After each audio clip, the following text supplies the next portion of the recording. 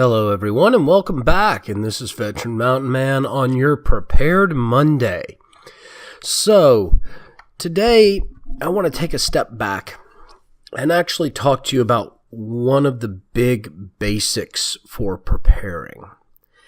And while I'm not talking about stuff like the Doomsday Prepper show or Extreme Prepping show, some of the skills and information I'm giving you are very important if you want to be part of this kind of lifestyle, or if you think being prepared is important. These are some things that you really should be listening to, thinking about, and interacting with. And one of those things is actually writing out a plan. Now, I know that sounds really formal and weird, Oh, well, I'm going to get prepared for an emergency by writing up a plan. Well, writing the plan is only part of it. What really writing a plan does is it gives you the ability to start to organize your activity and make it consistent. And so what you want to look at is you want to look at your major concerns. What are they? How often do they occur? How likely are they to impact you? How regularly could this be an issue? And things of that nature. I mean, simple stuff like, say, power outages are very easy to plan for. Other things, such as losing your job, not so easy to plan for. But if you take your concerns and you write them down, you then know what kinds of plans you're going to need.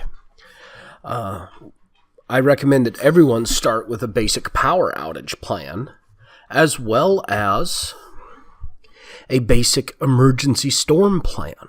Why? Because almost everywhere in the world gets power outages, and almost everywhere in the world has emergency storm situations.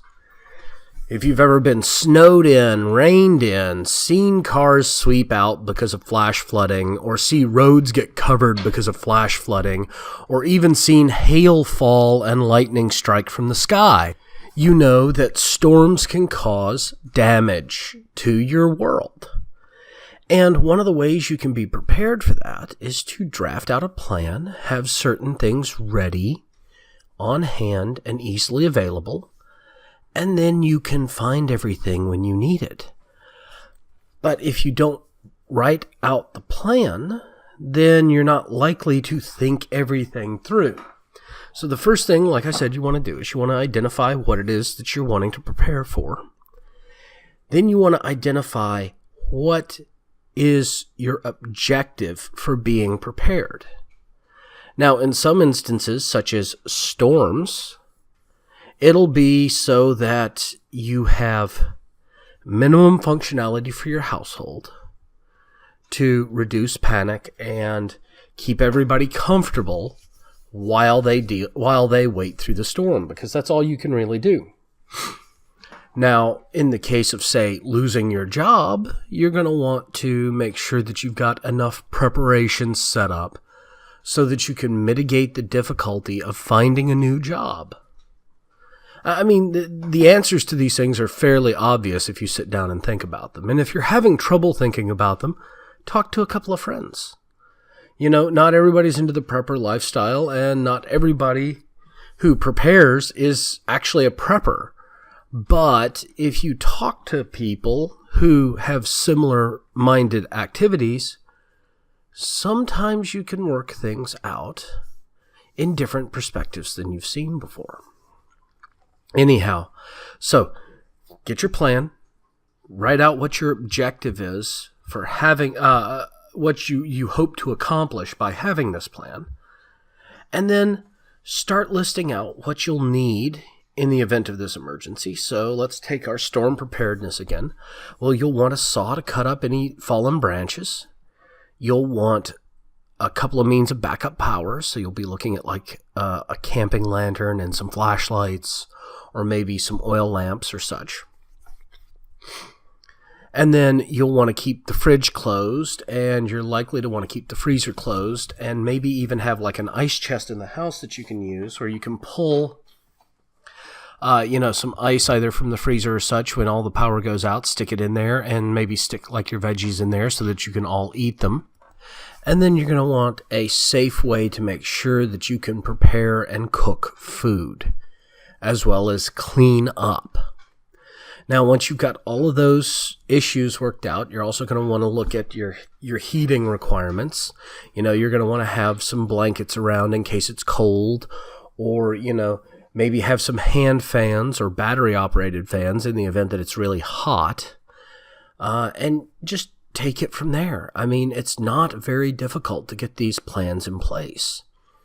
And yeah, if you sit down and you plan out for most of the things in life that could realistically happen, you're going to end up with, a 1/2 inch to 1 inch binder full of plans. But you know what? There's nothing really wrong with having that in your house. And if you then take those plans and you stage things so that they're easy to access, and you keep stuff from being divided up all over the house and not easily found, it creates this very calming peace of mind. So, think your plan through completely.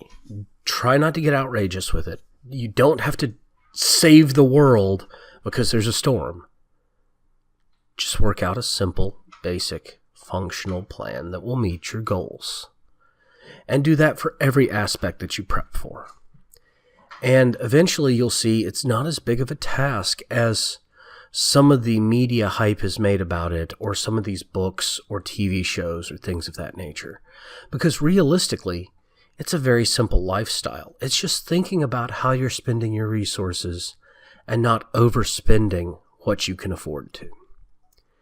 Well, I want to thank you all again for joining me on this Prepared Monday. I know this was a much more technical topic than I normally cover. I normally sit down and just cover a simple aspect of prepping and let everybody go forward and do it. But this was really a lot of thinking and a lot of working through some basic ideas.